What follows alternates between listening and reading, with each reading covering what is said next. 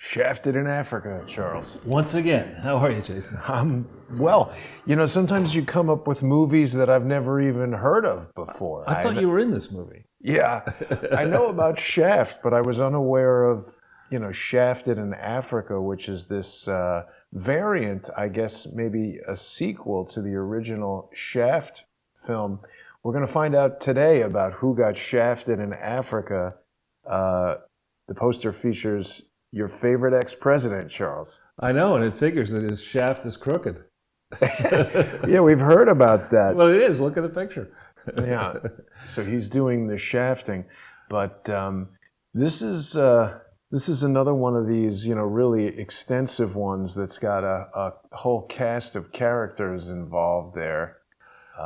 The art department has once again outdone itself. I mean, that's the best that Hillary Clinton has never looked in a bikini. I mean, that's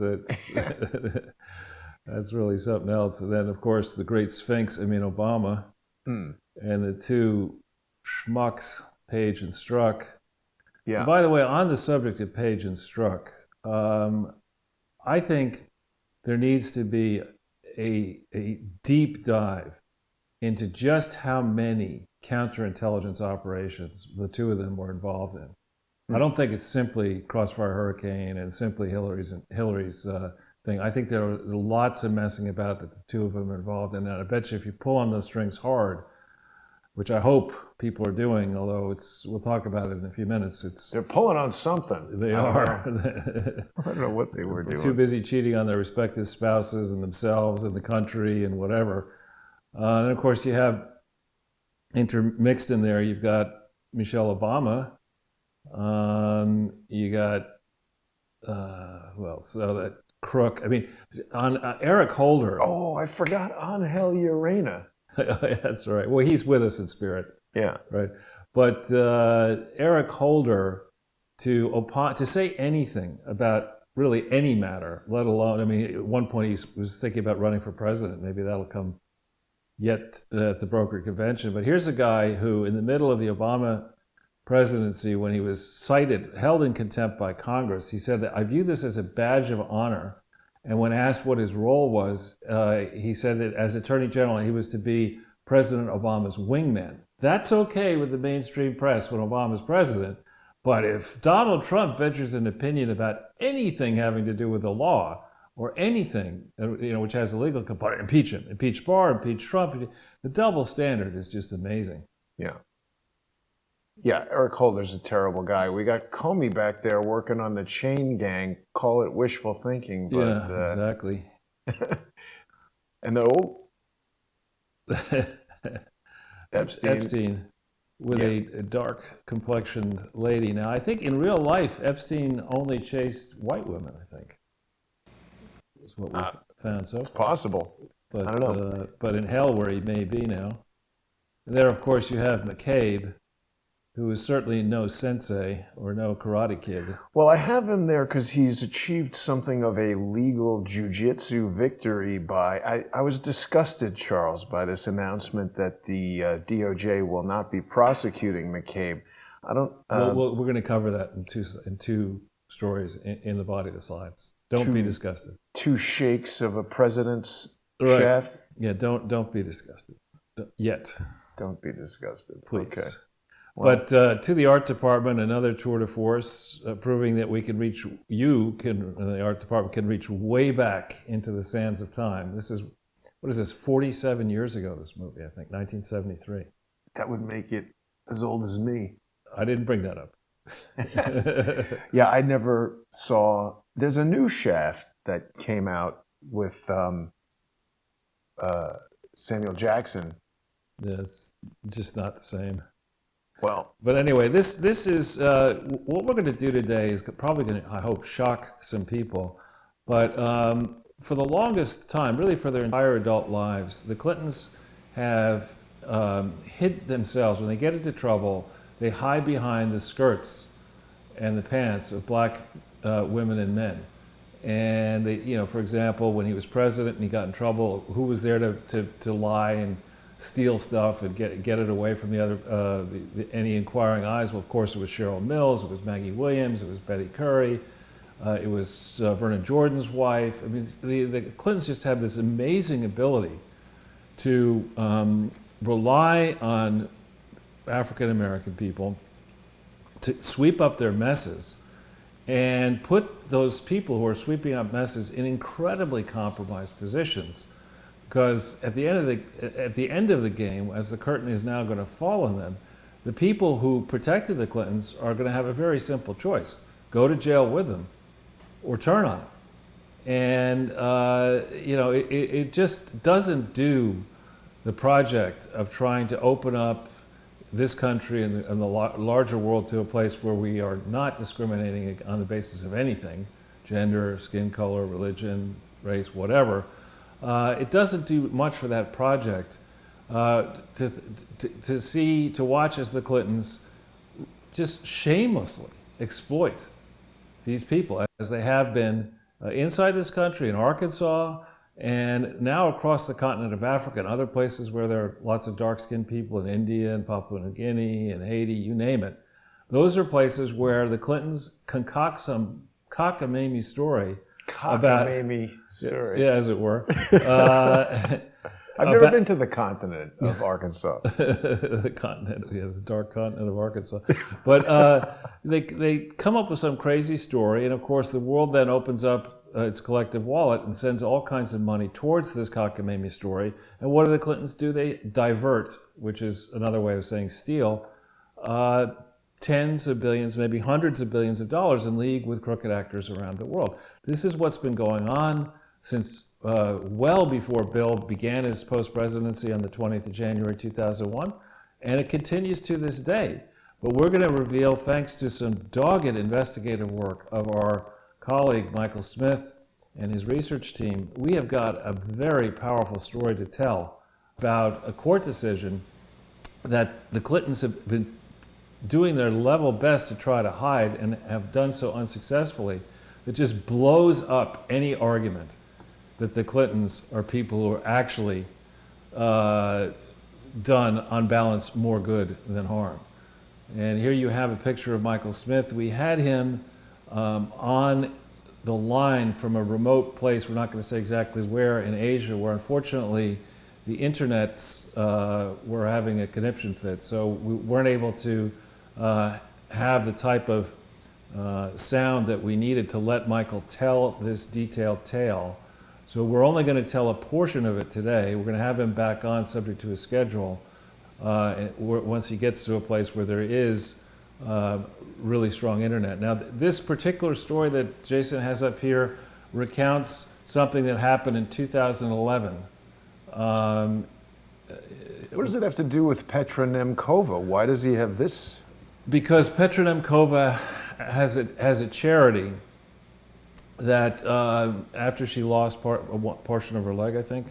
Right, in the tsunami or in the something. tsunami, she came back and she set this charity up and wanted to get Bill Clinton to speak at it. And so Bill said he would, but he demanded a $500,000 speech payment. Wow. Which they got from this tiny little charity, and that's what this story is all about. We have a link to a large number of stories that Michael did in 2016, and we're going to be talking about many of them as we get into the broadcast. But so my apologies to Michael that we just couldn't make the technology work. We wish him well, and we hope he gets to a place with a stronger connection soon, and whenever his schedule permits. We want him back on to tell us more about the story that we're going to bring to you from a very surprising place. I think it's actually Elon Musk who should be apologizing to Michael Smith because he has not launched his array of satellites fast enough to provide internet all over the world. Yeah, we often rely on Elon Musk.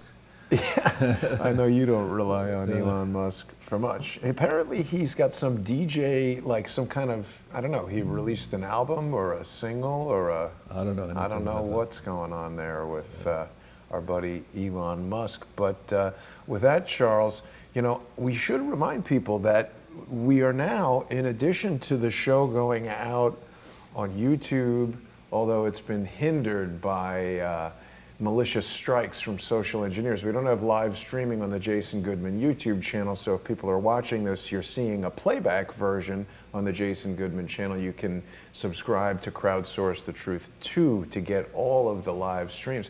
We're also, Charles, we're now live streaming on Spreaker, and the videos soon after that will be on iTunes podcasts. So something people have been asking for 3 years almost, an audio-only version. I've been working on a lot of things to try to improve the audio quality. People are seeing some of the bumps in the road on the way to that, but there's a lot of upgrades I've been doing here in the studio. Later this week we should have fiber optic coming in, so Wow. I'm making a real focus on trying to eliminate some of the technical problems that have dogged us. If people are listening on iTunes or on Spreaker or Spotify or any of the audio-only channels that we're on, they can watch the videos and become sponsors of the show by going to subscribestar.com/crowdsourcethetruth or patreon.com/crowdsourcethetruth. Very good, Jason. Well, maybe we should jump into the slides because today we have quite a few to go through. Okay. So, Bill Clinton, I hope you won't take any justified guff for that poster because I think it's a great one. But Bill Clinton shamelessly, while and after being president, talked about himself being the first black president, which I think is, he Stupid. gets away with that, but Rachel Dolezal has to go to get whatever happened to her for claiming that she identified as being black when she was white. But anyway, this is a family of unrepentant grifters. Not just Bill, not just Hillary, but I think, sad to say, and we gave her a chance. We gave her a fair chance, Chelsea Clinton.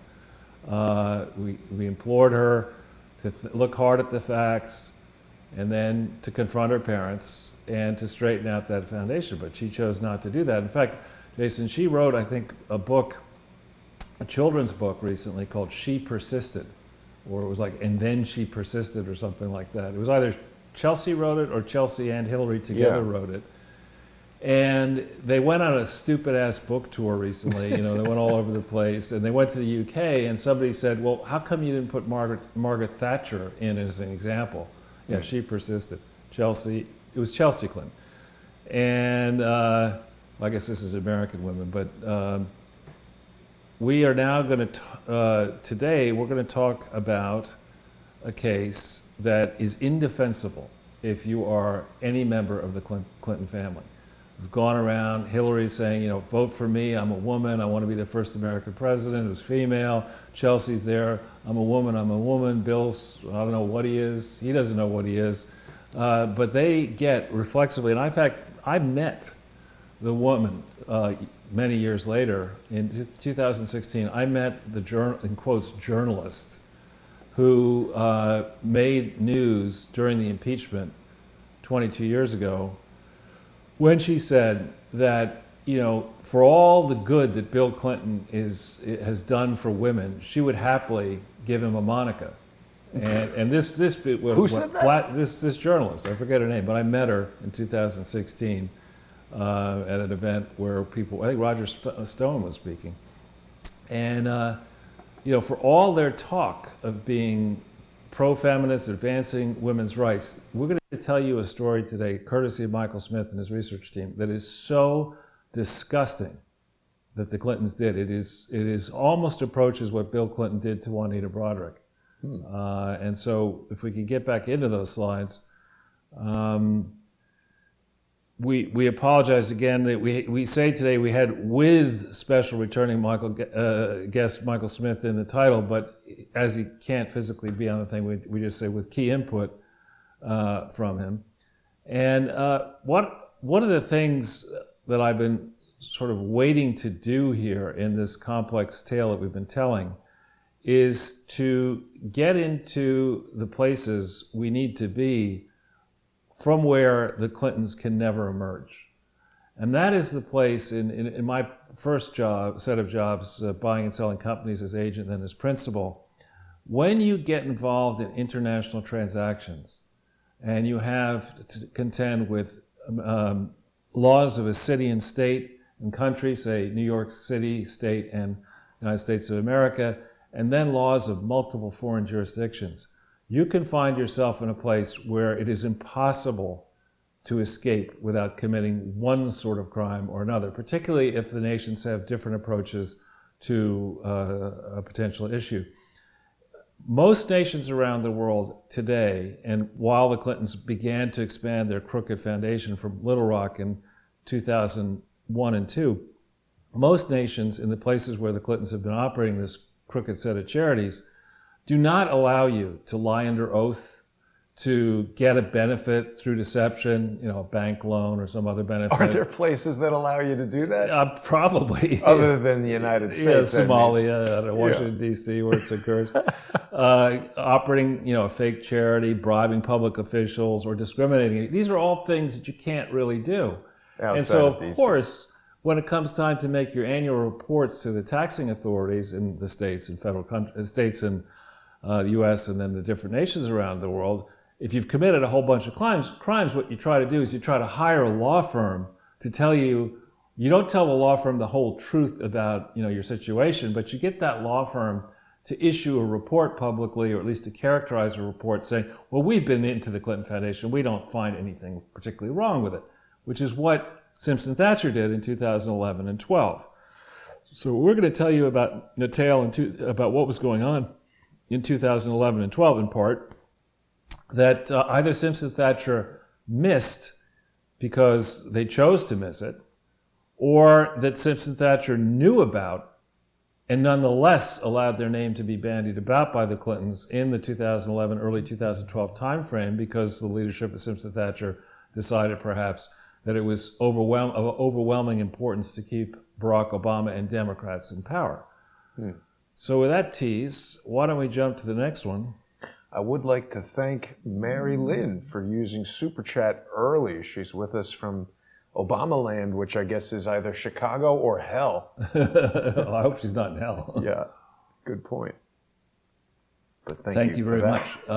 So for the new viewers, and just to refresh people's recollection, what we try to do together, Jason and I, with this broadcast and now this audio, is to do something that you were not easily able to do up until this technology and Jason's expertise. Still not easy. And still exactly not very easy. It's impossible for me. So what we are doing here is laying out facets, each broadcast twice a week now, of this enormous set of frauds that stretches all over the planet in a way that I believe and we believe has made it impossible for the authorities to overlook this. I mean, this is this is our 209th broadcast. They average about 2 hours in length.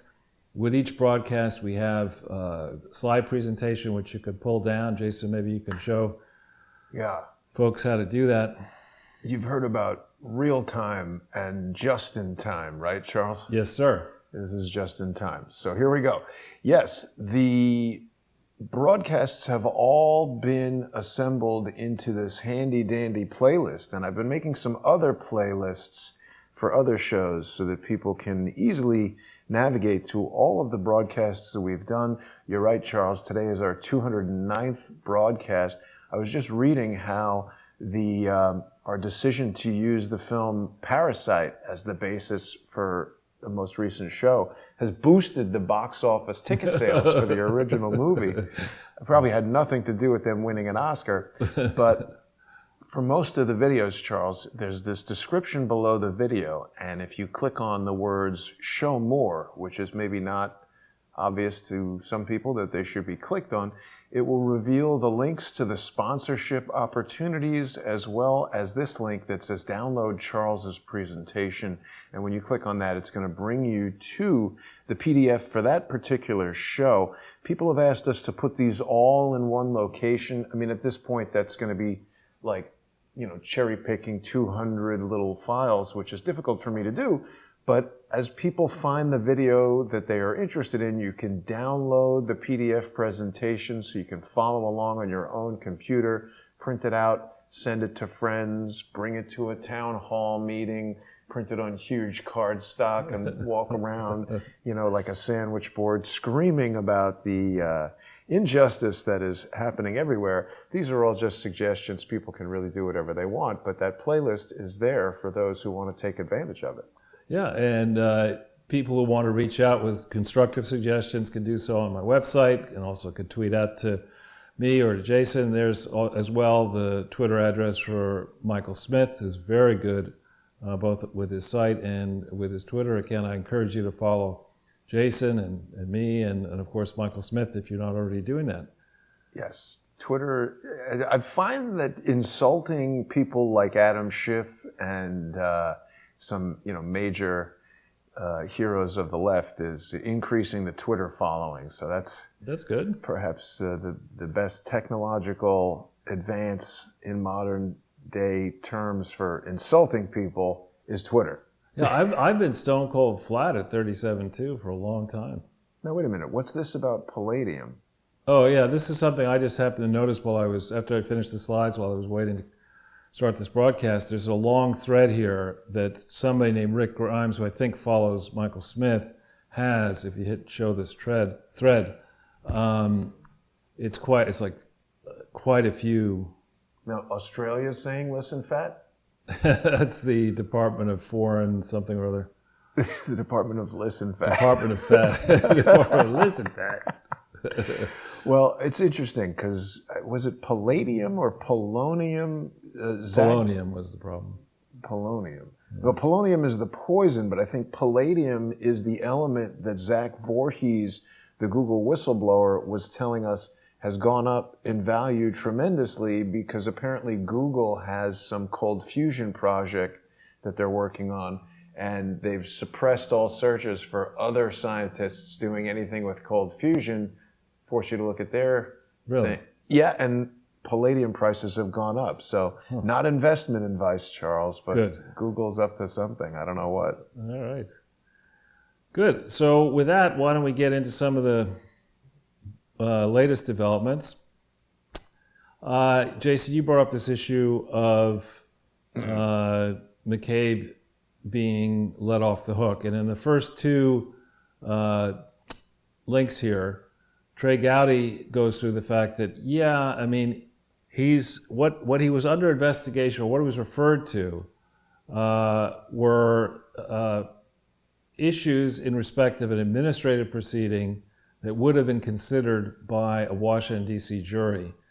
And it was a narrow set of issues. Yes, you can make the case, as you do and others do, that if you're going to go after Papadopoulos, if you're going to go after Flynn, if you're going to go after Stone for similar things, how come this McCabe schmuck gets off the hook? Right. Right.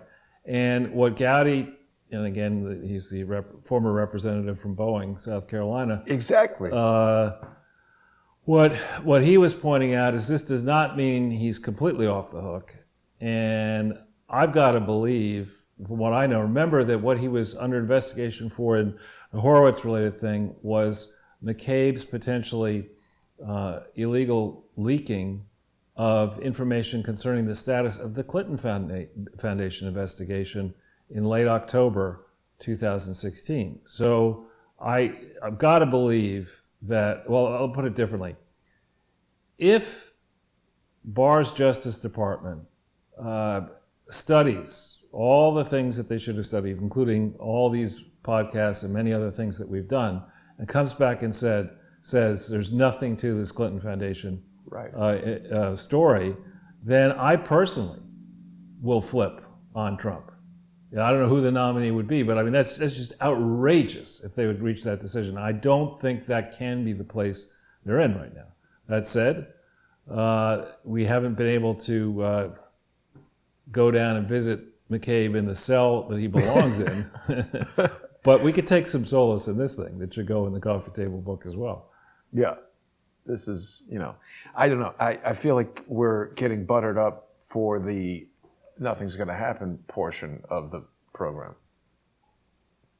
Clarice Feldman also, Clarice Feldman is a former Justice Department, senior Justice Department official, and she takes you through a whole, somebody I really encourage you to read carefully.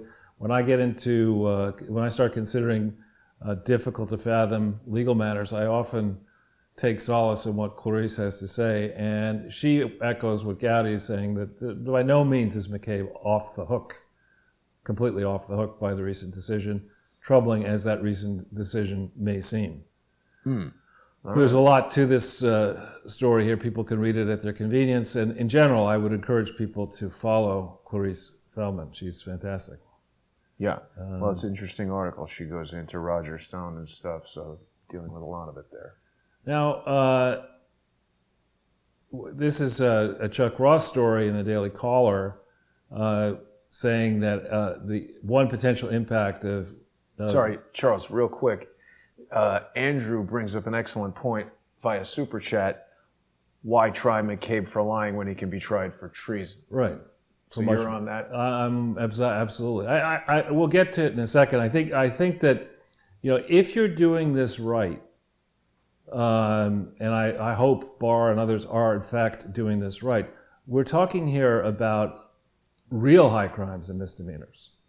We're talking about treason, corruption, bribery, involving multiple foreign presidents, multiple high government officials, multiple billionaires, multiple foreign government officials. We're talking about a gigantic set of scandals, far bigger than Teapot Dome or Tammany Hall or anything in American history.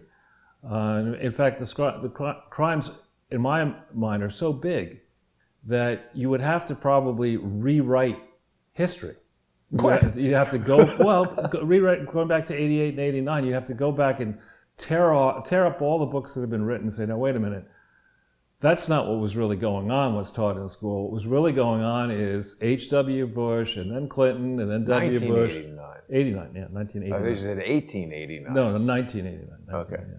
Let's just go way, way back. This is so bad. We're changing history. Yeah.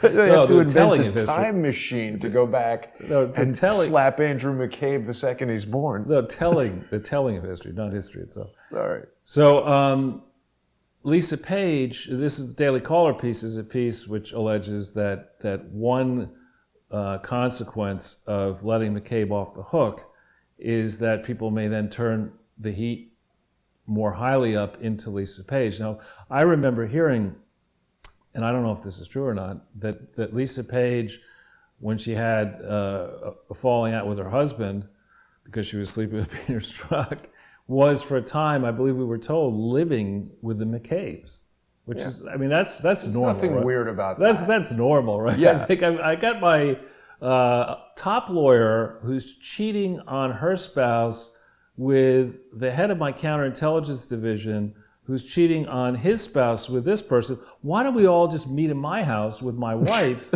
Kids. And kids, we can all go to They should invite Hunter Biden and his sister-in-law over. Exactly, and then we can have one big, invite the Jeffrey Podestas Epstein over. to tape it. Yeah, invite the Podestas over for some pizza.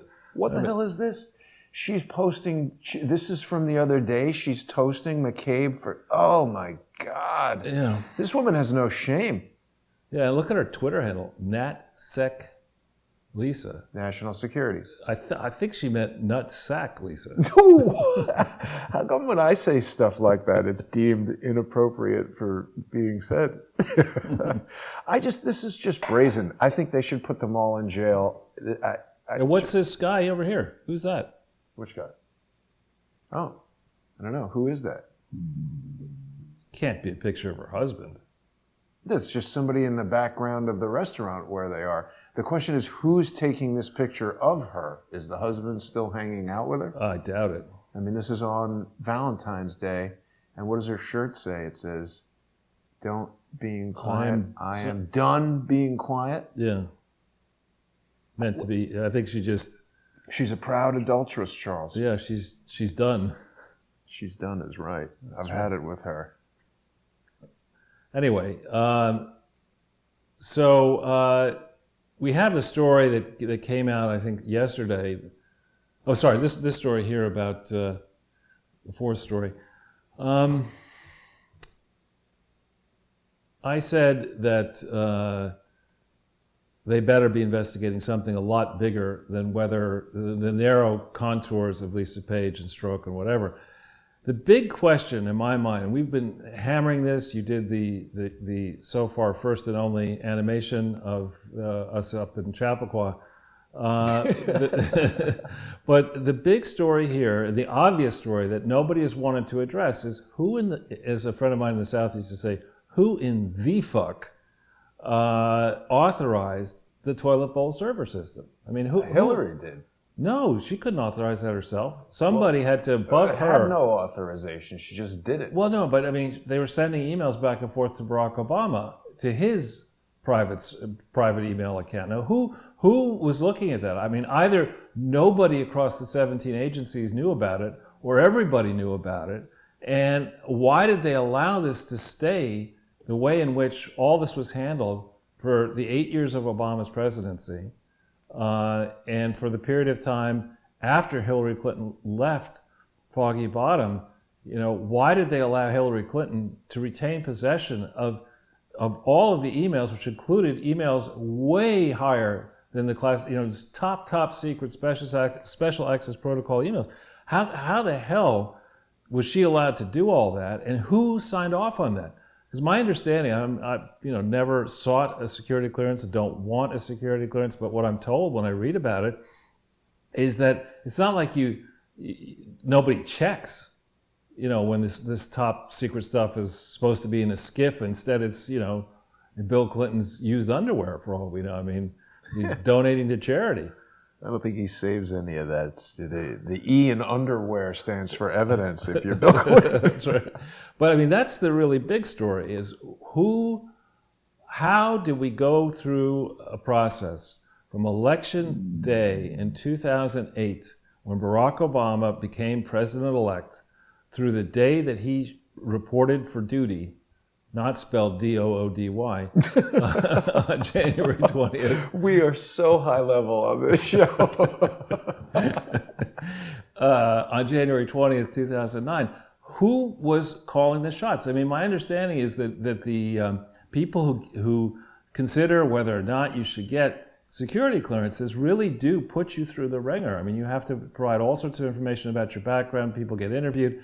How in the hell did the Obama administration get away with doing this, and how many people are implicated in letting America's highest, most secrets that should have been kept closely under control? Who are the people who allowed our security system to be so porous that it likely was hacked by multiple foreign allies as well as foreign enemies? And what's this? Well, this is Michael McMahon from the FBI, who I interviewed maybe a year or two ago. And, well, he's left the FBI because he was a real whistleblower who said that there were serious problems with the vetting of security clearances.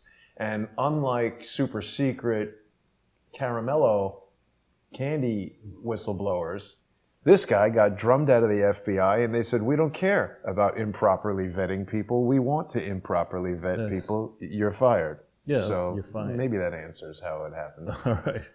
So then the story has been circulating that Mike Bloomberg, who is very rich, is entertaining the idea that Hillary might be his vice president. I mean, that's only if Bloomberg LP is going into the business of assisted suicides. I was going to say he better call his doctor and make sure he's not planning to have a heart attack on January 21st, 2001. That's right, the Kevorkian Initiative. I mean, this is absurd, and it's absurd on so many levels. I mean, the Democratic Party has a gigantic problem, which could be cured by having the Bernie wing leave the Democratic Party to form a new party that would then destroy the Democratic Party by that split. But I mean, the notion that you're going to unify, you're going to satisfy the Bernie bros and sisses by selecting somebody who spent almost twice as much money as Donald Trump in 2016, when Donald Trump had no political credentials whatsoever, is you're going to select that person to be your vice president with all the history of the Clintons, at Bloomberg's age, given his money, given her manifest tendency of just putting a knife in anything that moves that gets in its way, and that's the nice thing she does, is just insanity. So it has to be a trial balloon that was not set out there by by Bloomberg, but more likely by Hillary. And I would just say, for the record now, in the same way that I told Steve Bannon in 2015 in March that Hillary Clinton will never be president of the United States because of the situation of the Clinton Foundation, I will say on air right now to you, Jason, and to the viewership, there's no way that this team or that Mike Bloomberg ends up being president of the United States, given what Mike Bloomberg has gotten into with C40 Large Cities supposed charity involving the non-existent Clinton Climate Initiative, something we've done shows about, something that I have warned Mike Bloomberg's financial people that they have a serious problem and they better correct it or try to correct it, and they haven't bothered to do so. So there's no way this team gets across the line. But it is interesting to see the amount of attention that this announcement got. And then also to see, we left it off because I just think, the stories will take care of themselves. The number of negative stories that accidentally on purpose made it into the Washington Post. Some guy named Kranish, K-R-A-N-I-H. Negative about Bloomberg? Yeah, it's a long... Bloomberg coming up the ranks was like, there's one thing, and I'll just characterize the story. There was one employee who claims that she got pregnant and it was a problem. Bloomberg thought it was a problem, but he said, "Oh, it's simple, just kill it." Woo. That's it. That's another complaint. The woman or the baby? The baby. But and then there's a lot of coming up the ranks when he was. Did he really say that? Oh yeah, there's a long litany of stuff that he said that just given the Me Too movement and given the good place, frankly, that the United States is in today in 2020, there's no way that he makes it all the way across the line in November. But it'll be fun to listen. It'll be fun to watch the debate coming up. You'll see how well he does on the debate stage, and I don't think he's going to do all that well. I meant to go to the gay ice cream place yesterday. I was down over near there, and I totally forgot. I don't know. I doubt it's better than Ben and Jerry's. They're pretty good. Yeah, if you want to be mayor of New York City, then a guy like Mike Bloomberg, who is from Massachusetts, but likes to think that he's a New Yorker, he can make it work. And he did make it work. And there was a time when he was mayor that things were going fine under his leadership. But he did many innovative things in other than C40 Large City stuff. He's done pretty well with charity, very well. But this latest announcement is absolutely crazy. And then in contrast, we have the Trump team. I don't know, Jason, you saw this, I think, but this Breitbart story, I think you had it up elsewhere when we were talking this thing. This is hilarious. What was this about? This is Donald Trump's campaign sent fake Valentines out to each of the other Democrats. Oh, that's pretty good. I like it. My love for you burns hotter than the fossil fuel in my private jet. That's so funny. But you go down them, he's got them on all of them. Oh, man. So he put these on Twitter or what? I don't know how he got them out there, but Elizabeth My Warren. selfies are fake. When I raise taxes, it's your money I'll take. That's great. I'm falling for you faster than my sinking poll number. There's the Biden ships thing. You should have said something about his teeth falling out. The only thing worth more than your love is the money I raised in my wine cave. That's a reference to him going out to Silicon Valley. Yep. And Klobuchar, will you be the comb to my salad? There was something about a comb and a salad and Klobuchar. I forget what it was. I don't get it. Like the box behind my podium. Your love lifts me to new heights. That's pretty good. You got him on the podium there. Donald Trump is definitely one of the funniest presidents we've ever had. It really. See, and I think that it's like they're trying to kind of imitate his style, Charles, like trying to insult people and stuff. But if you're bad at it, right. Like they're on Twitter trying to insult people, and it's just like not working at all. Yeah. And then we have the Bidens. The real news on the Bidens is, and they're saying, and I don't think this link says it, but the real problem with the Bidens is Hunter's involvement with John Kerry's, I guess it's his stepson, in China. This is a story about Biden's brother, but the stories just go on and on and on. And all this guy can do, Joe, is to let various family members cash in on these years and decades of public service. I mean, it's just, it's disgusting. And to be fair, or attempt to be fair to Biden, the Bush families know better. I mean, they've been doing that for generations, going back to H.W.'s father, Prescott, if not earlier. Right, So, Harrimans and they go in there and they talk about public service.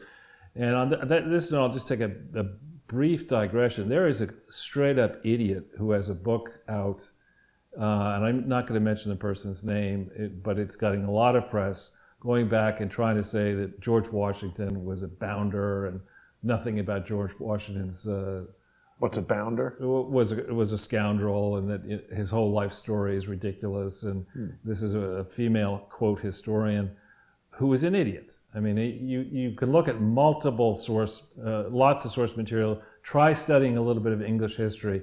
Try going back into history and understanding that when we were not a country, and you rose up against the king, and you got caught, the penalty for that was that you would be put to death brutally, that all your family members would not be able to inherit any property. And so it was a different sort of thing back then to take on the king, which George Washington did do as a wealthy person with a lot to lose and an extended family with a lot to lose.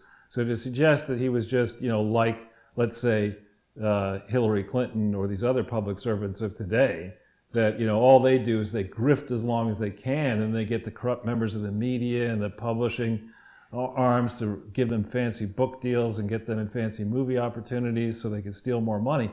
I mean, it was a very different time back then. Yeah. And then we have the spectacle of Harvey Weinstein. I don't know. I think I've seen that guy around New York City, but now what he's doing in the various court appearances, he's showing up with a walker, with his clothes theatrically, askew, so he comes across. He's trying to play the doddering old fool who couldn't possibly be guilty of the crimes that he's, that are alleged against him. That guy really needs to burn in hell after he gets a fair trial. Yeah. Well, after the fair trial, exactly. It's almost like he has the same legal consultant, trial consultant as Robert Mueller. Right, and the thing about it as well, Hillary, when we think about the degree to which the Clintons were involved with Weinstein, it's not simply tracing out the contributions or the narrow involvement of A. Clinton with the Weinstein. It's that Weinstein's ties through Hollywood were pressured to give money to the Clintons. And when they got in trouble, or when they tried to, attack Weinstein or whatever, the Clintons were employed to try to tamp down the pressure. And so it's a lot more disgusting, as this fellow Ronan Farrow is not a conservative person. What's he doing at the Clinton Foundation? I don't know what he was doing there. Does it show? He's also not Woody Allen's son. There's just no way. I mean, this kid looks exactly like a combination of Mia Farrow and Frank Sinatra. Yeah. Woody Allen looks like a schlep. This kid, looks like Sinatra. I think did he go to Yale Law School and was a Rhodes Scholar or something? I think he did do some of that sort of stuff. Because did he work at McKinsey? Let's just take a quick look at Ronan Farrow. Why would he be digging up all this dirt on people if that were the case? He, New York City, Yale University, yes, he's got a Juris Doctorate from Yale, and he went to Magdalen College in Oxford, which is interesting because that's the same name as the college that, who's the crackhead guy? Hunter? No, the other crackhead. Stephen Halper is a fellow at Magdalen College in Cambridge, so I don't really know what that's all about. But let's see, he attended Bard's College. Where does it say if he's a Rhodes Scholar? Yeah, he is. Was he a Rhodes Scholar? Farrow began a Rhodes Scholarship at Magdalen College. Doesn't say he finished it. That's interesting. But what's up with this? Magdalen is a famous college. But why do they have one at Oxford and one at Cambridge? I don't know. That's what I mean. There's something going on there that we don't know about, Charles. All these secret societies, I don't trust them. Yeah. Anyway, Ronan Farrow. So, then if we get into this Epstein stuff, there have been new revelations now about Prince Andrew and Epstein, and Prince Andrew and there's another scoundrel who has a big place down in the Bahamas. But on the whole question of Epstein, why is it that the long period from 2001 till Epstein signed his agreement, and whenever that was, 7 or 8, how come that long period is not under a day-by-day investigation of where was Epstein, where was Clinton, who were with Epstein? Look who they've quoted in this article. Yeah, this is the statement that I referred to. That's the original statement that the dancing banana head made. It's not so long ago. July 8th, 2019. You know what's interesting about this guy? Uh-oh. Blocked. Can't follow him. Well, he's blocked me because I asked him what you've lied about, and rather than actually provide an answer, he'd rather hurl nonsense and block. Uh-huh. So what is this, the number of popular votes or something? Or number of jobs added under a U.S. president? Yeah, but it's silly stuff. And why doesn't he include how many jobs has President Trump added? Yeah, and you have to look at this in context. You have to look at 15.9 million on what base for Reagan, 22.9 million on what base for Clinton, et cetera. It's Urena math. Exactly, nonsense math. And then we have this story here. I don't know, Jason, did you see this story by a lady who was decidedly anti-Trump, Carolyn Borisenko? And this is a long, long piece, but and it's well written, I think. It goes on and on and on, describing Carlin, I guess, Borisenko. And it explains that this is somebody who was anti-Trump. And she ended up reconsidering her position when a friend of hers was viciously attacked by the in-crowd of anti-Trumpers, not physically, but just persecuted. And she went back over a lot of things, and to save you the long read, the short version of the conclusion is she attended the Democrat rally where all the candidates were there in New Hampshire in the same arena that Trump held a rally in 2 days later, and her conclusion is, they have a can of whoop ass kicking coming. It's quite an erudite author. but I really do I do think it is the case, and I'm seeing anecdotes. I mean, here we live, Jason and I here live and operate in a portion of the United States that will be the last to get the message as to what Trump is really doing here, this Chelsea, Greenwich Village area in New York. And but first to get to the gay ice cream place. Yeah, pretty much. But and what they don't yet get is that when you listen to the complaints of the anti-Trump people, they just sit around and they're on full-on nasty, and it's for nasty Nancy. I mean, everything is wrong, nothing is right, the world's falling apart. And then there's another portion of the planet where you look and you're sitting there in Munich watching Germany fall apart. You're sitting there in Beijing. No, you're not. You're locked in your apartment because you're on lockdown and quarantine, and you can't go to Hong Kong, check on your apartment because that's a mess too. Or you're down in Brazil where everything's a panic. I mean, around the world. Is Brazil in panic right now? Sure, the Bolsonaro is shaking things up, and some people don't like what he's doing, and there's all Brazil is always in a panic. What happened to Glenn Greenwald? They threw him in jail. They threw him in jail, exactly. But I mean, you look around the world, our market is actually in pretty good shape. Our country has its political divisions, but we're open. We're a free and open country. You can do what you want within reason. In New York, you can do whatever you want. You don't but unless you mention the CIA whistleblower or want to put videos on YouTube. No, in New York, you come here, as an illegal alien, you rape and kill a grandmother, and you get right back out in the street so you can go rob a bank. That was terrible. That woman I almost cried when she gave that speech. Where was that Trump had that woman come up whose grandmother at 92 had been raped and killed? It was difficult to lin to. I know, it's outrageous. And, to sit here and say that... Oh, he was speaking to the Border Patrol officers. Right, down on the border, in Mexico. But anyway, if we could just finish on the slide there.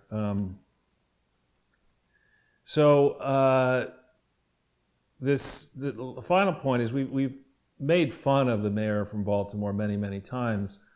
They're now seeking for her. This is somebody who abused a charity. Does that sound familiar? Failed to disclose personal income. Does that sound familiar? Who was a politician. Does that sound familiar? Who's has been convicted and is awaiting sentencing, and they're saying she should get 5 years for basically using a book she didn't write as a way of feathering her nest and not disclosing any of this and having foundations by the book and all that. I mean, it's just disgusting behavior, but she could probably say, listen, I watched the Clintons do it for 20 years. Why can't I do it? So the FBI is collecting all these books. They can't actually arrest anybody who's like destroying the country, but they have we're on the book. Healthy Holly books. We're on the book patrol. Yeah. That's like a Seinfeld episode right there as well. FBI is going to get those Healthy Holly books. Yeah. Get them out of there. That's a real risk to national security. So, setting up the Michael Smith story. Now, sometimes things happen completely by chance. And this is completely by chance. So what happened was, when I switched from the Washington Times to Breitbart, it happened that one of the first stories I wrote about involved Nigeria, and it involved Boko Haram. And my feeling was that particularly Barack Obama, with his ties to Kenya and his interest in advancing economic development across Africa, under his presidency, he increased the flow of funds into Africa and the volume of projects and support for the poor countries in Africa. When I saw what was going on with Boko Haram, where this isn't simply a terrorist group, this is an anarchist terrorist group that doesn't want people in Nigeria or anyone else to have any benefits of the modern world. Why is that? It's just their view that modernity is bad, and so therefore anybody who's trying to live in the modern civilized world should be executed. And so this is a group that, for example, got a whole bunch of, I think like 800 or so Christian schoolgirls and captured them all and was threatening to rape and kill all of them in the time frame. And my attitude was, if you're trying to unify America and heal some of the racial division, this is a country that should look back and say, if you see something that abhorrent happening in Africa, we should have risen up and done a lot more to expunge Boko Haram from the face of this earth. And we were doing it with ISIS. We should do the same thing with Boko Haram, and Barack Obama should have done more. Well, it turns out, and we don't have a link to the story here, that one of the reasons we didn't press as hard as we might have pressed on Boko Haram and on Nigeria and corruption there was, of course, the Clintons were all in feasting on their corrupt donors' money coming out from Mr. Shiguri, who is a Lebanese extraction Nigerian citizen who's made a practice of laundering money for the past dictators of Nigeria. So this happened, my story happened on the 24th of February 2015. Around about March 10th or so, Hillary Clinton was called to account for her toilet bowl server system. The news of that came out, I think, around March 4th or thereabouts, March 2nd, 3rd, 4th, 2015. And so she deigned to appear at the UN, New York, and got up and said, listen, I'm sorry I'm a bit late and I'm here to answer questions. Bill and I, as I say, Bill Clinton and I, and Bill Gates and Melinda Gates have been doing a lot of work together. And she was referring to something called the No Ceilings, the Full Participation Project. And basically, this is a project that is lifted from this report. If you hit that first link, there's a long report that the Clinton Foundation did, working with the Gates Foundation, studying data on the degree to which women are being supported around the world, and what could be done to have more progress for women. There's a lot of platitudes and slogans. These are the quotes that were lifted, one from Melinda, one from Hillary, one from Chelsea, that are on that slide. But there's a lot of data in here that was put together. And Hillary she had not yet announced that she was going to be president, but she was using this forum as She was going to be president. yeah, I'm going to be president, by the way. It's not going to be election. I'm just going to be president. So if you go back into the slide, Jason, I had, right before this, and I didn't know I was going to get as involved in this Clinton Foundation stuff, go at the bottom.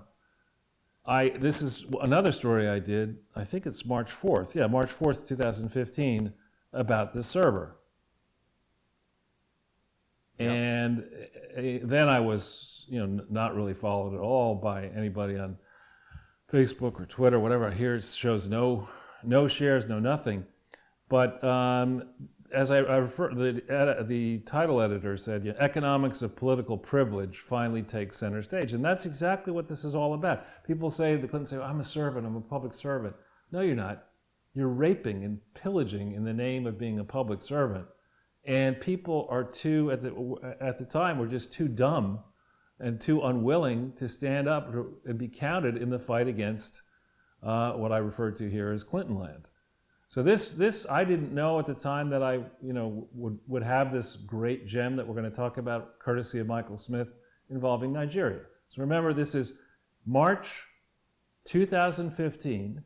At the time I wrote these stories, I didn't know that the Clinton family had in November of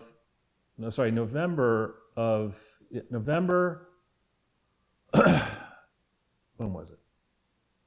In November of 2013, November 2nd, 2013, the Clinton family, or the people around the Clinton family, arranged to illegally amend the bylaws of the Clinton Foundation to attempt to create two classes of stock, two classes of director in the bylaws.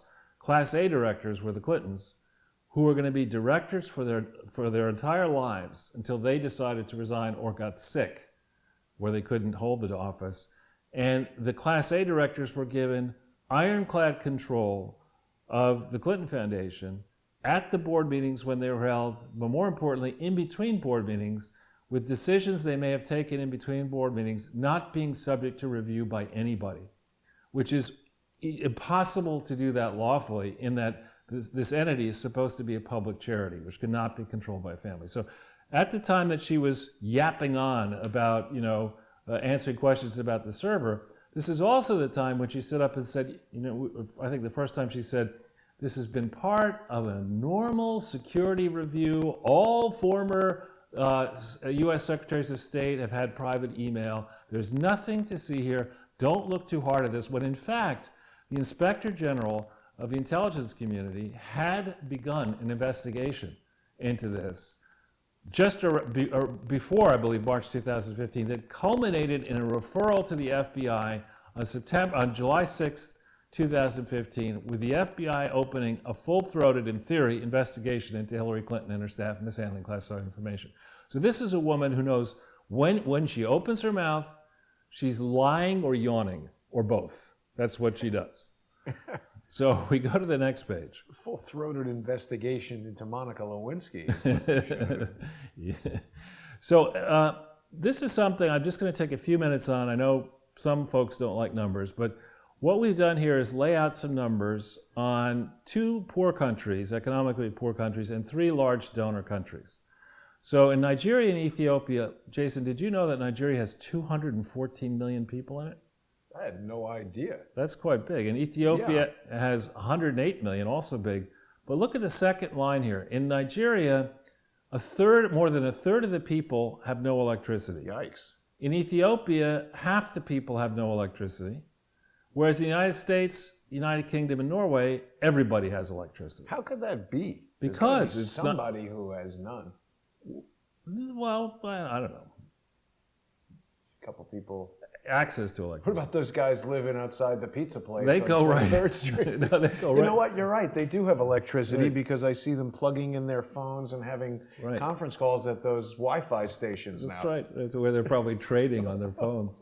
They're like day They're having trading. like loud speakerphone conversations on that thing. Exactly. Very So, strange. I mean, you would look at that and you'd say, now, wait a second, let's think. We could do a study. We could have, some PhD, dopey Chelsea Clinton can, with 12 other people, write some ridiculous PhD thesis comparing and contrasting all the aggravations that have stood in the way of people in Ethiopia and Nigeria and as compared to U.S. Or they could say, well, wait a minute. If you want to have an advanced, big economy, deep market, you might want to have things to plug your charger into, like, outlets and electrical, utilities and lines strung. You want to have some of that stuff. If you've got a country as big as Nigeria, where a third of the people have no electricity, half of the people, seems to me that project number one is to figure out how to get reliable sources of electricity into these countries. In the case of Nigeria and Ethiopia, you're talking about countries that are hot. So it'd probably be better off, just as people weren't doing too well in California and Arizona and Florida before we had electricity. I mean, they went down there and stuff, but it wasn't great to live in those places if you didn't have air conditioning and the ability to keep food. I read an article a while ago about how the Carrier air conditioning company changed the economy of the United States South. Exactly. And then you look, let's look at this. I know, here's an area where maybe I might sign on to your coincidence as being very interesting. Let's look at rounding now. What percentage of the United States, the United Kingdom, and Norway seem to be urban? The United States, 83%, United Kingdom, 84%, Norway, 83%. These are all very different places. Somehow, each of them have approximately 83% of the population lives in cities. Seems high for the United States. No, it's high. It's right. The United States, absolutely right. And then Nigeria, though, 52%, and poor Ethiopia, 22%. What's the biggest, Addis Ababa, or what's the biggest city? Addis Ababa, yeah. But I mean, that you look at this and you say, no, maybe it's a fluke, but maybe when you get people gathering in cities, maybe it's just easier to administer a country where your people are in big cities. It's easier to have logistics accomplished. It's easier to have lots of things get done.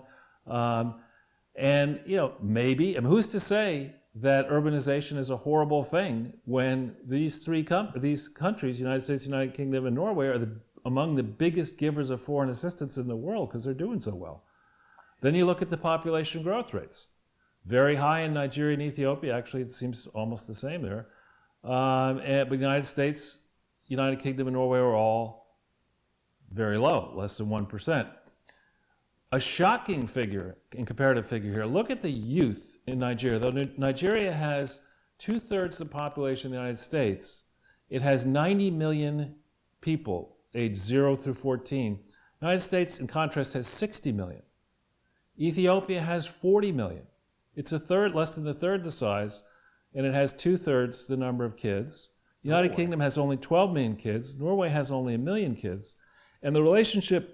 So they're leaving them all outside the bar. Yeah, that's right, when the people are in the bar having a drink.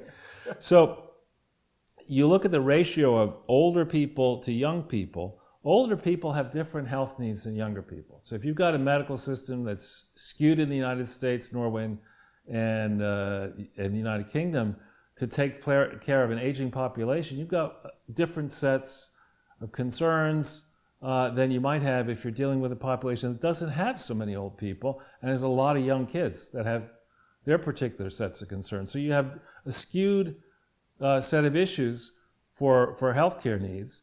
You've got in these countries, Nigeria is a gigantic country. UK is a big country, 200,000 square miles of arable, useful land, basically. Nigeria has 800,000. We're gigantic at 7 million. But then look at the road system that we have. Remember, Nigeria and Ethiopia, their populations are scattered to the wind. They don't live in cities. They have 60,000 kilometers of paved roads for 800,000 square kilometers of useful land. We have 4.3 million kilometers of paved road as contrasted to 7 million of arable land. That's incredible. We have, Nigeria has 3,800 kilometers of railway.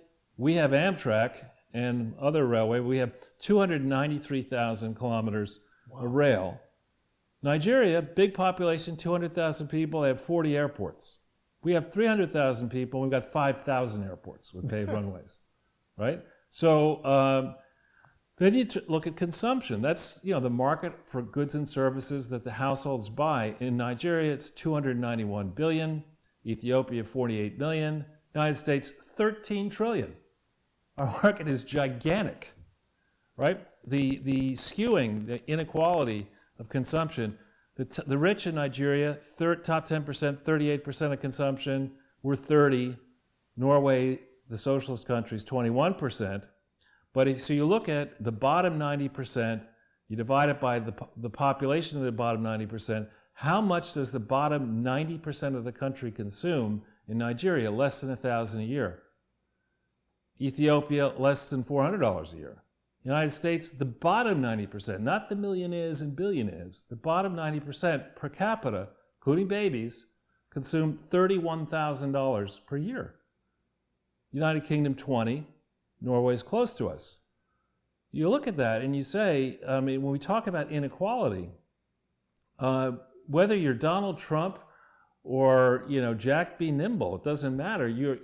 We're living as a result of decades, centuries of history. There's been a lot more money invested in the United States and the United Kingdom, in Norway. Gigantic sums of money have been invested to build the systems that we have. And Nigeria and Ethiopia, it's going to be virtually impossible to catch up, to narrow this gap, unless things aren't done radically differently. This cannot be. We cannot move forward as a society thinking that countries like Nigeria and Ethiopia, which are big countries, should have vibrant markets, should be hostage to the foreign aid bag, for the rest of the time. There has to be a way to think more creatively about what should these populations want to buy, want to invest in, and what should be invested to turn these countries so that they have a chance of winning. United States, prior to the freeway system, interstate system, our growth rate did not take off until those freeways were put in, and as you say, the air conditioning. There were certain structural things that happened that changed our growth trajectory. Chief among them is going to be having doctors around. I mean, you can say what you want. AOC is the magic economic doctor, and Bernie Sanders thinks he's got a prescription for everything. When you get sick... Canada has it. Right, exactly.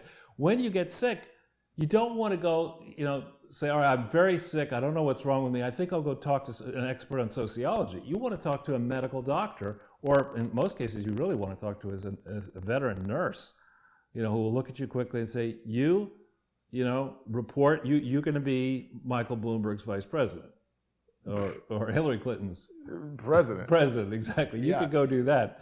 But Charles, Laura Butler's watching us on Periscope, and she says she's not sure what kind of point you're making because this isn't news.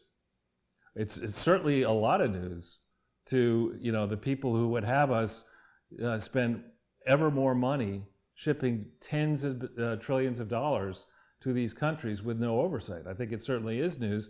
And then look at the bottom here at the number of doctors. Per 100,000 people in Nigeria, you got 38, Ethiopia 10, United States 259. So, let's say you were to get... And Norway's probably got too many doctors, but per 100,000. But let's say you wanted to go from 10 up to 100 doctors per 100,000 people. You need a lot of doctors in Ethiopia and Nigeria. Do they even have the educational infrastructure to... Well, we have it. Why are Harvard and Yale and Columbia and the fancy-ass medical schools with their gigantic endowments, why aren't they churning out more doctors and saying, the good news is you can have medical education at lower cost. The bad news is you're going to spend the first 20 years of your career in Ethiopia or in Nigeria or in other places like that. I mean, this, to me, I look at this and I say, maybe we have too many doctors per 100,000 people in the United States, but I doubt it. And if we need 260, it doesn't make any sense that Ethiopia would only need 10. It just doesn't make sense. There's something wrong here. Perhaps not enough in Ethiopia. Right. So with that, if we go with that background, we're going to be talking today primarily about Nigeria. We have here This is lifted from the Clinton Health Access website. They say they began operating in Nigeria in 2007. On their website, and they say that they're working on the treatment of Hep C, malaria, syphilis, and cervical cancer. Okay, now of those, I'm not sure which of those are infectious diseases. Syphilis is, malaria is, maybe Hep C is, but I don't think cervical cancer is. Cervical cancer sounds to me like they're trying to get some traction for that. What's that vaccine? Yeah, I know what you mean. HPV vaccine, Right. which I saw a whole presentation on that. They're trying to make that mandatory for boys. Yeah. But they brag in this, it's weird. They brag about their donors here. They talk about the Gates Foundation, the UK equivalent of our USAID, Unitaid we've talked about. Gavi is another thing like Unitaid based in Geneva. American Cancer Society, Canada, Global Oncology. The one thing that's not mentioned in here is Norway. And we know from information that we've gotten out of Norway that Norway took the decision to put a total of 63.6 million Norwegian crowns, and call that 10 million bucks roughly, into Nigeria, into the Clinton Health Access Initiative after 2011. So starting in 12, 13, and 14. Okay, 2011, 2010. Remember those years. We're now going to talk about those 2 years. Let's look at the next page. It's not turning for some reason. That's right. There we go. Now, remember the Clinton Foundation says they started in 2007 in Nigeria. This is a link to a nonprofit law blog that talks about all of these different laws that apply in Nigeria. Now, Nigeria is modeled under the UK system, so it's got an incredible body of precedent, both in Nigeria and then going back into UK law. And it talks about, I don't know what's happened to this page actually. What's the matter? We'll just lift it up a little bit, maybe. Okay, that's fine. Is it separated onto 2 pages? Yeah, I just, up here it looks like it has a little bit. But anyway, the Clinton family has never fairly disclosed the degree to which it has derived personal benefits through the operation of all these charities. They've never disclosed that. It is illegal in Nigeria, of all places. It's illegal around the world to operate charity to get an edge, an advantage, whether it's financial or otherwise, for a family connected to the charity. And I would argue that the overarching purpose of the Clinton Foundations is to enrich the Clinton family and to burnish the Clinton brand, in theory, to enable it to campaign more aggressively for more political favors around the world so they can enrich themselves even further. So even in Nigeria, you're not allowed to use a charity for your personal benefit, but there's a lot of laws that do apply, including you can't discriminate against people using a charity. So, moreover, people who are involved in a charity have to disclose any defects in their backgrounds with a charity. So, for example, if you surrendered your law licenses for Arkansas Bar and the Supreme Court for lying under oath and obstructing justice, that's something that would disqualify you from operating a charity under UK law, depending on how recently you had done that. And even if you've done it in the past, it's arguable that while time may have passed, it's the kind of thing that a donor would not look favorably upon once they found out that it was in your record. So if we go to the next page. Okay. This CHI that was formed on September 29th, 2009, we showed you before what the authorized purposes of CHI are. It has, first of all, Bruce Lindsay, who was the lawyer who incorporated this, gave CHI the right to carry out a religious purpose under the control of the Clinton Foundation. Well, the Clinton Foundation is not allowed to engage in religious activities. So just that one thing gutted not only CHI. Obama. Well, Obama did the same thing, but the Clinton Foundation, the parent company, has no right to pursue religious purposes. So this error alone, just that one thing, I would argue, destroyed not only CHI, but the Clinton Foundation parent. by giving to a subsidiary a power that the parent did not have. Nonetheless, it said what this thing was supposed to do was exclusively charitable. You couldn't use it to make an argument why the Clintons should get another speech payment or a bigger book payment or another side deal because they deserve it because of all their charitable good work. You couldn't do any of that. And you're supposed to just help prevent the spread of infectious diseases, HIV, AIDS, malaria, and tuberculosis. I don't see cancer there. Cervical cancer is something that you can do in Chai. And then this idea that you would undertake other economic and social development activities in the subsidiary Chai under the control of the Clinton Foundation. You can't buy, Bruce Lindsay maybe he's just incredibly stupid, or he's just incredibly sloppy, or both. But if you could have a parent charity that had a specific set of purposes and then go through a process of just creating subsidiary after subsidiary underneath it, then the IRS would never have any control whatsoever over any charity, because you could authorize it for this purpose and create a subsidiary underneath it that could do something else. And this is just, on its face, deceptive behavior. In addition to this, it doesn't say in the Articles of Incorporation for this Chai how many directors the entity is going to have. And you can't have a disagreement between the articles and the bylaws. They have to agree on the same thing. And I think the reason they did it this way, as a guess, if you grilled them under oath Corsi style and Stone style, you discover the reason they were doing this is they were trying to hide the fact that Ira Magaziner and Bill Clinton, in the bylaws that they claimed or tried to claim they might have adopted at some point, were given lifetime titles, chairman and vice chairman, and vice chairman and CEO.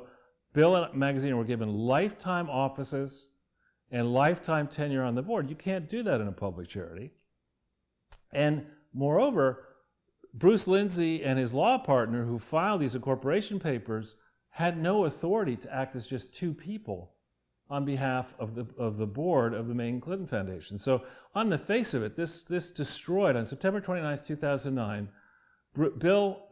Bruce Lindsay, Bill Clinton, and Ira Magaziner destroyed to smithereens the Clinton Foundation. If it hadn't been destroyed, it might have been destroyed earlier than that, but for certain they destroyed it on September 29th, 2009. So in addition, in this article of incorporation for this new Chai, note that it says no part of the net earnings of the corporation shall inure to the benefit of directors, officers, or any other private persons. In other words, what that means is you can't set up a Chai, put your dopey daughter on the board, and say, okay, dopey daughter, you've never been president of the United States, but we're nonetheless going to fly you around the world at the expense of this foundation, private or first class, fancy hotels. We're going to give you a chief of staff. We're going to do all this. You can't do any of that, especially for your daughter or for Ira Magaziner or anybody else in a senior capacity at Chai. So at no time, even today in 2020, the Clintons have not yet, nor has Magaziner, given us a full view into all the benefits that any member of the Clinton or Magaziner family may have derived through the operation of these Clinton charities. They never filed a tax return for this Chai from the 29th of September 2009 to the 31st of December 2009. And they've never actually had an audited balance sheet for either the parent or the subsidiary that really explains what happened on December 31st, 2009. Other than that, they've done most things right. I mean, this is just so far away from being acceptable. But this is in the first full year of Barack Obama's presidency. So we go to can't disturb that. Yeah, scandal-free, Charles. Exactly. So then let's think about how well they did on American, Nigerian, foreign, and state laws. So they claim they established Chai on the 29th of September. By the 16th of November, they file an annual report for the parent, which talks exhaustively about Clinton HIV/AIDS initiative. The 31st of December, they file an audit with the various authorities that shows that Clinton HIV/AIDS initiative was gigantic. It was the biggest piece of the Clinton Foundation. It certainly did exist, but on the Clinton Foundation version of those forms, these important schedules are missing.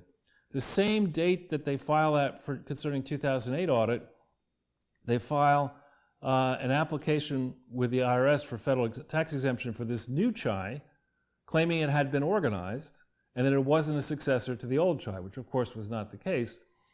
We have found no evidence, though they said they had adopted bylaws by the 31st of December 2009, we found no evidence that the board did indeed adopt bylaws by the 31st of December 2009.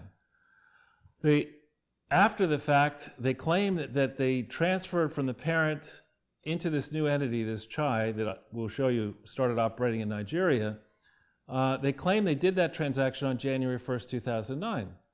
Well, the problem with that is that the main employees in the US, and certainly the financial assets and liabilities of the American entity, were predominantly in two states, in New York and Massachusetts, states that they did not register to operate in until January 6, 2010. You can't do that. You can't, if you're going to have a transaction occur on January 1st, you have to be registered, validly organized on January 1st, which they were not.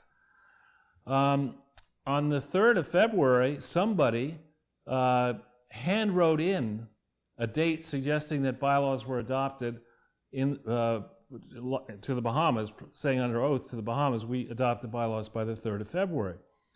On the basis of this defective application, of course, Lois Lerner says, okay, you can have your tax exemption, because we're too busy persecuting Tea Party conservatives.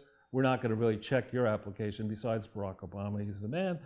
Clinton's and Hillary's going to be president someday. We want to get on her good side. So they should not have given this authorization, but they did. So on the strength of that, this Clinton Health Access Initiative registers in Nigeria. Now, I don't know if this is going to work, Jason, but let's see if we hit that link. Will it show you? Sometimes when it's a dated link, it won't come up from a search. Yeah, you gotta hit I'm not a robot. Not a robot. Then try Clinton Health Access Initiative and see what happens. You got to put that in, yeah. Oh, did you get it? You got to hit the name, Clinton Health Access, spelled HEA, and then just hit I'm not a robot and then search. See, we're searching in Nigeria as we speak. What do you know? You see? So this thing registered in Nigeria. We haven't yet seen what undertakings they made in Nigeria about the status of this Clinton Health Access Initiative. But remember that they lied to the IRS to get the tax exemption. They were operating as Clinton HIV/AIDS Initiative in about 20 countries around the world.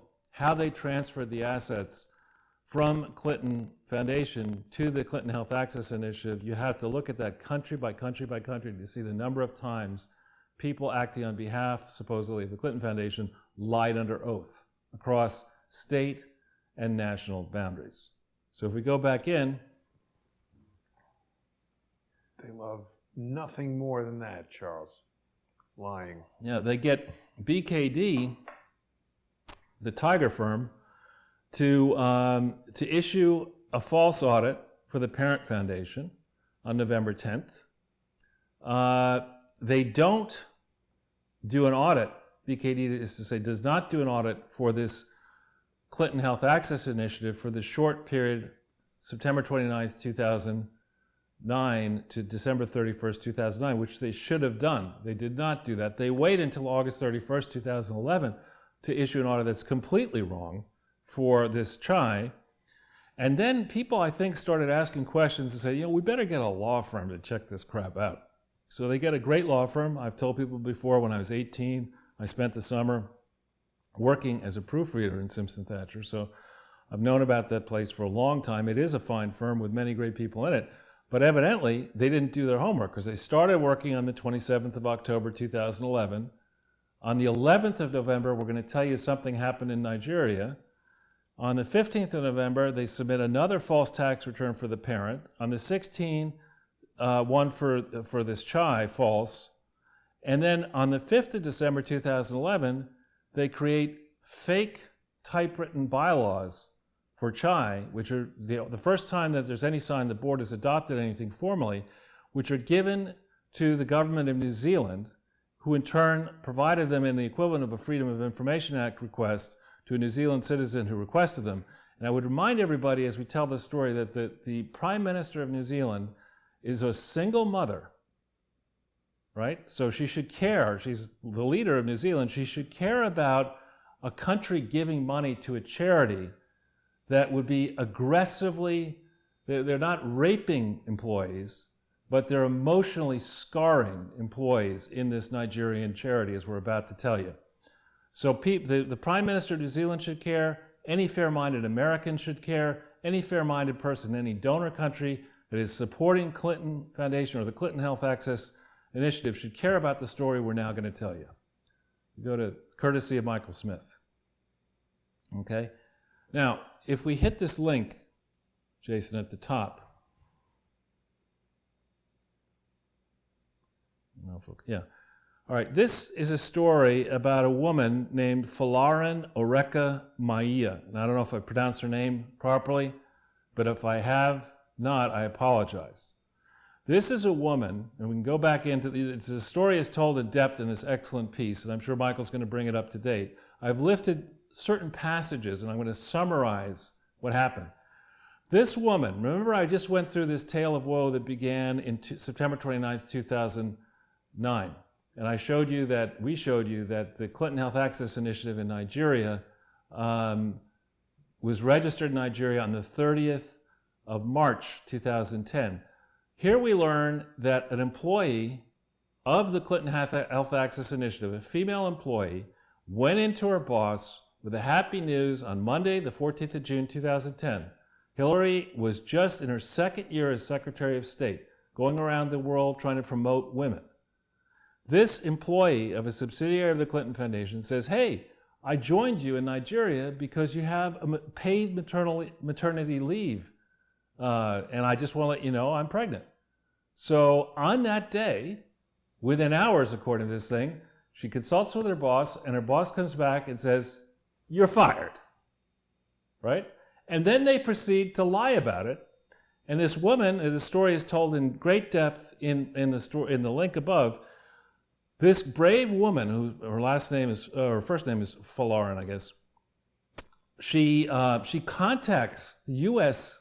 portion of the Clinton Health Act. She goes to the William J. Clinton Foundation, which is interesting because the actual change should have been Clinton Health Access Nigeria to Clinton Health Access America, and then up the ranks to the parent company, William J. Clinton Foundation. So exactly how she communicated will become very interesting, and who at each of these entities responded will also become interesting, because the Clinton Foundation is going to have to eventually defend the proposition that Clinton Health Access Initiative was indeed an independent entity.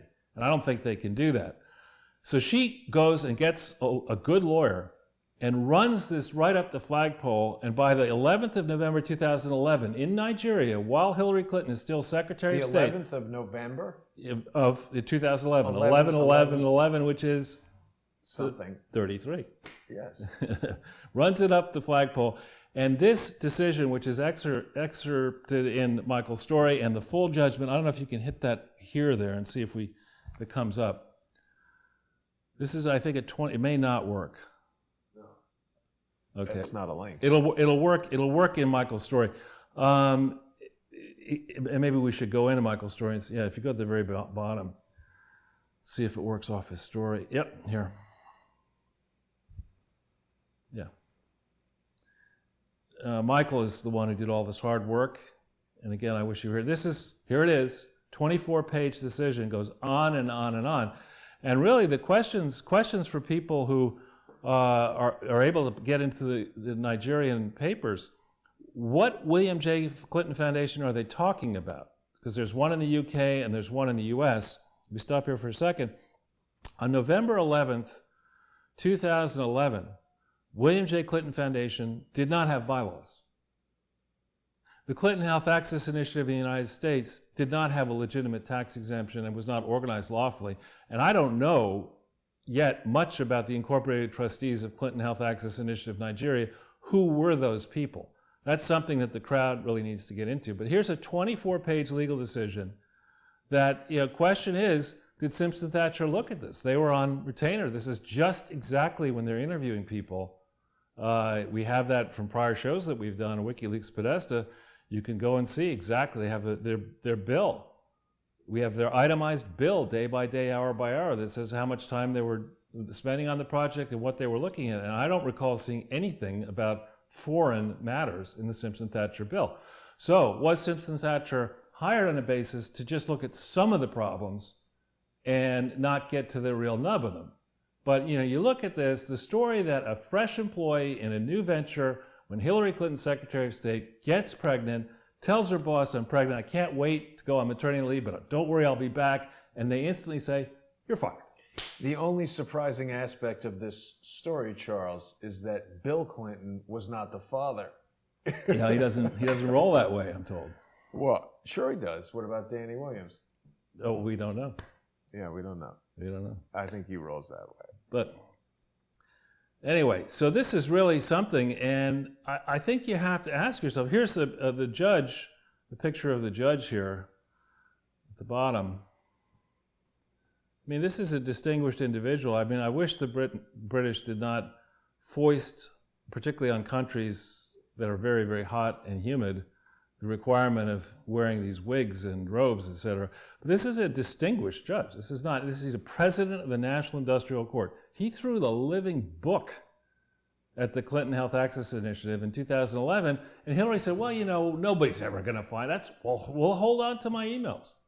Nobody's going to see any of this until after the campaign. He's the president of the court. Right, and so, but how many other matters like this have been swept or attempted to be swept under the rug? And how do you defend this as, the author of She Persisted? I mean, how does Chelsea Clinton, the mother of three, feel about a charity that she controlled, that going and taking a woman in Nigeria and treating her in this way? How does she feel about that? How does she explain that? How does she explain continuing to defend her rapist father? She doesn't care about money, so none of this matters. Right. So the final pages here, what we did, Michael has been really good, and it's a pity that he was not able to join us for the broadcast, but he's been really good in doing an enormous amount of work on the Clinton Foundation around the world. With his researcher, he's gone ahead and he's laid out a lot of information on Nigeria. I think they're going to start looking at other countries. But Jason, what we have here is a whole bunch of stories, 43 different stories that Michael Smith, and a link to each of them, did beginning on the 25th of April, 2015. Every single one of these, I hope they're all links. Maybe not. Did they not link? Well, nope. Oh, well. These are supposed to be links? Yeah. So that might be a byproduct of how I fix certain problems in the document. I can try and replace It's okay. It's okay. If you go into Summary Michael Smith, you will discover the main story that has all of these different links. But these are the titles of every single one of these stories that he did. And look at these dates. Back into 2015, in July of 2016, Dopey James Comey clears Hillary. And then let's slowly go through here to the next page, Jason. You see look at the pace of these stories. Day after day after day, he's doing these stories. And you got to ask yourself, remember, Downer is out trying to trick Papadopoulos into all sorts of different things. What did Alexander Downer know about what Michael Smith was doing? What does Alexander Downer, the person who was the foreign minister of Australia, who signed an MOU with Bill Clinton on February 22nd, 2006 in Sydney, what diligence did he do into the Clinton Foundation at that point, which had no authority to fight HIV and AIDS? And here's Michael Smith tirelessly, story after story. And when you read these stories, I mean, they are very lengthy, well-researched stories. You go to the next page. 35 of these stories occurred prior to the so-called 60-day rule taking effect before the election in 2016. So they had 35 stories. How many of these stories did the FBI look at? They supposedly were investigating the Clinton Foundation. Later, in 2018, Michael Smith approached the FBI. What has the FBI been doing since January of 2016, when in theory it was investigating the Clinton Foundation, and then afterwards, when Michael Smith brought all these stories to their attention? So if we go to I was going to say probably trying to arrest Michael Smith, but then I realized he's not in the United States, so there's nothing they could do. So he continued with some more stories, and then the Inspector General Horowitz, in his report that Horowitz's work ultimately led to some scrutiny of McCabe, concluded that with regard to the relationship between the FBI and journalists trying to make Hillary Clinton look good, the leaks were so hot and heavy they couldn't distinguish the leaker. They couldn't figure out who the leakers were because there's so much leaking going on out of the FBI trying to make Hillary look good. Well, the task of trying to make Hillary Clinton look good is slightly less of an engineering challenge than traveling to Mars. That's right. So we're thinking it might happen by 2030, right? But it's unclear. So again, without Michael Smith here, we weren't able to get into the very great detail that I'm sure he will get into, not only concerning what they were doing in Nigeria, but in many other countries, virtually any country where this Clinton Foundation has been operating outside the United States. It's been doing so illegally. And so the question is, what are all the particulars of each of the laws that the Clinton Foundation would have broken in all these different places? And what does it take? I mean, is what we have now in the United States a situation that if you really want to be a criminal thug for life, that you jump into the race and rig the primaries and try to rig the election to become the President of the United States? Because if you do that, then you're set for life. You're top of the crime pit, a crime syndicate. Is that what we want? Is that the precedent we want to have stand?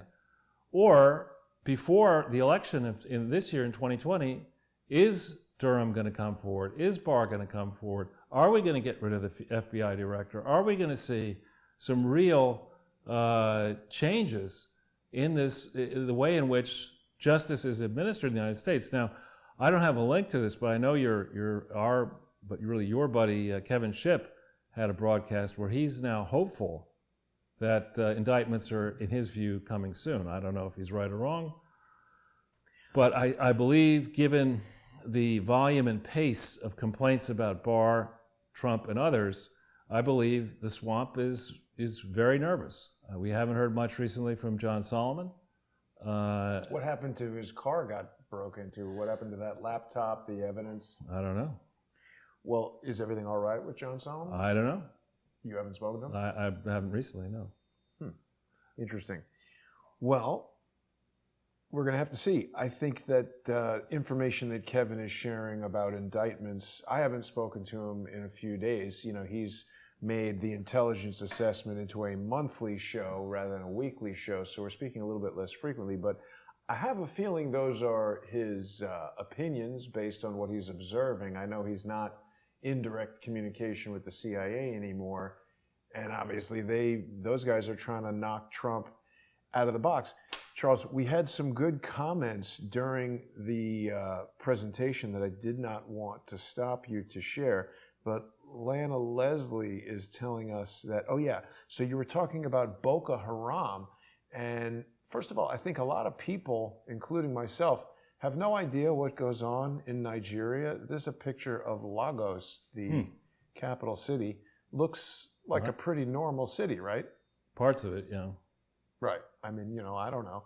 I mean, again, you hear about Nigeria, you figure it's a bunch of people hanging out in tents. I mean, maybe that's ignorant. No. I mean, I don't know. Nobody knows anything about Nigeria. We hear this looks like a Mandarin Oriental hotel right here. Oh yeah, I mean, remember Nigeria has a lot of oil, and so they got money. There are many Nigerian billionaires, and there are portions of. I haven't been to Nigeria. I've been to many places in Africa, but I'm sure there are portions of Nigeria that are beautiful. Yeah.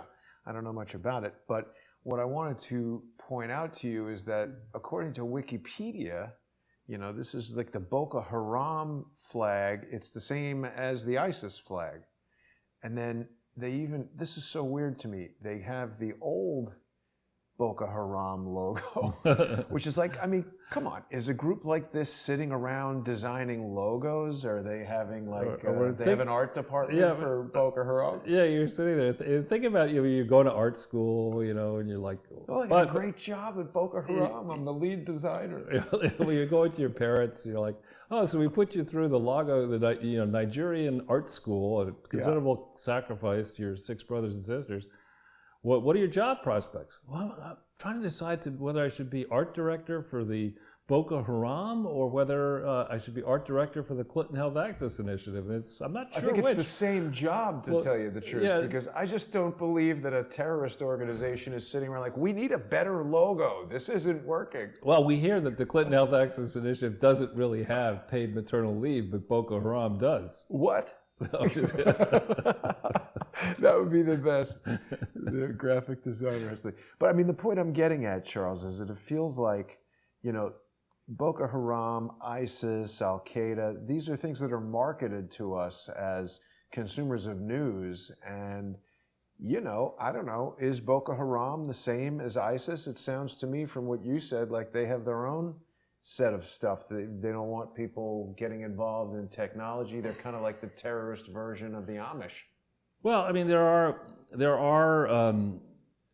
elements of many religions that argue that God's word is laid out in whatever text you choose to, whether it's the Quran or the Old Testament or the New Testament or this book or that book. There are people who will say this is God. These are God's words, and this is God telling. It's an instruction book. That's what you're supposed to do. Then you read the book, and it says, why don't you go kill anybody who doesn't believe in our religion? You have to do that. And you get into this frenzy saying, well, God says it in the book. It's right here in black and white. So I'm no expert on Boko Haram, but I do think that it remains a threat. And what was going on back in 2015 when I wrote that piece was diabolically bad. I mean, to gather up 800 plus Christian girls and, threaten that you were going to burn them to death unless they converted, that's something the United States should have a point of view about. And we didn't really do enough back then. Yeah. Yeah, and then Lana also tells us that Hillary Clinton had some kind of plan as the Secretary of State to, sell Stinger missiles to Boko Haram. Other people are telling us that Boko Haram, Al Qaeda, ISIS, Al Nusra, it's all the same. I mean, I agree with that. I think that this was all some sort of a way of getting this stuff moving through the Middle East and Africa so that they could, basically do this plan that Hillary wanted to do in Libya. Well, it's not. We got to go further back. I mean, actually, and I like Ronald Reagan, but during the Soviet Union days, it was bright bulbs in the Reagan administration that said, well, the Soviet Union is more exposed to the issue of militant Islam than we are, so why don't we finance Osama bin Laden? Nice. Which is, I believe, what we did.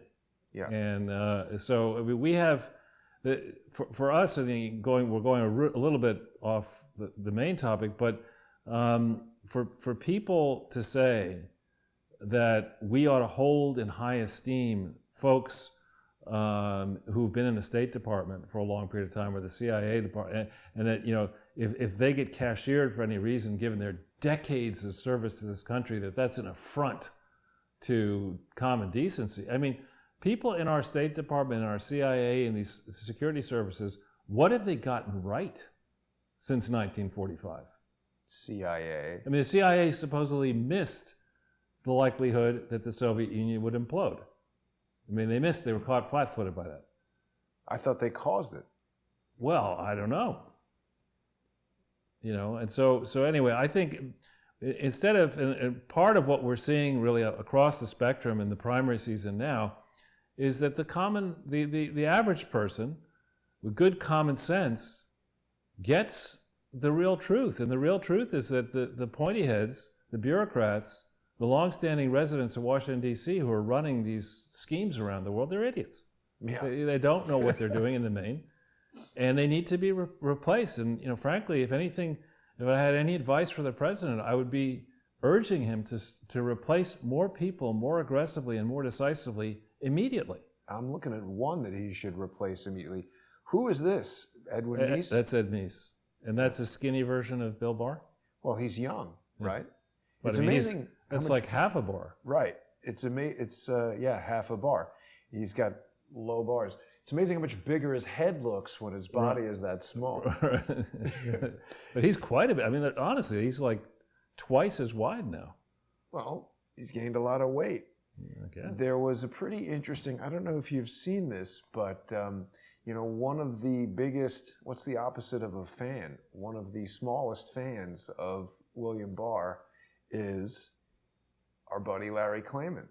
And does not like William Barr? Does not like William Barr. And so I created this pretty interesting, I can't seem to find the JPEG of it. I don't know if I can get this to, let's see if we can get this to come over. There we go. Wow. So it was William Barr taking a dive for Hillary Clinton. And this is another swimsuit look of Hillary Clinton that never actually happened. No, but it's sometimes good to see these. I mean, he's about to take a dive that's close to his fighting weight right there, Charles. I hope not. I hope he's not going to take it. So we were a little bit shorter today because we were anticipating having the Michael Smith segment, but of course, faulty internet in his remote location was very unreliable. Hopefully that will be back with us soon, and we will have a follow-up episode with Michael. Is there anything else that we wanted to discuss, Charles? Just that I hope your viewers are supporting you actively. What about will Donald Trump win the Indy 500 or whatever he's doing today?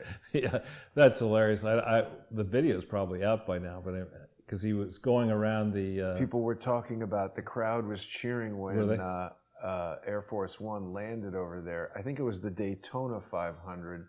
That would be awesome if he won that too. No, that's only the kind of thing that Obama gets. So Peace Prize, Grammy, Academy Award, whatever. Trump would have to earn the Daytona. It's almost like, you remember when they had that thing on Saturday Night Live about the Bears and they were going to enter the Indy 500 in a bus with Mike Ditka driving? He will still win. Trump will win the Indy 500, even though he's not going and not racing in it. That's pretty amazing. But I like it that he's doing this kind of, I mean, look, this is smart because this is where, see that? Even the Daytona 500, millions of dollars and they got a vertical blanking problem. The fact that he goes there and, I don't think Obama would ever go to the Daytona 500. He probably considers people at the Daytona 500 beneath him. He was too busy skeet shooting. Well, he might shoot the people. That would be Dick Cheney. Remember when he implausibly stated that one of the things he loved to do was go skeet shooting? Was that where he was when Benghazi was under attack? Probably. I would believe it.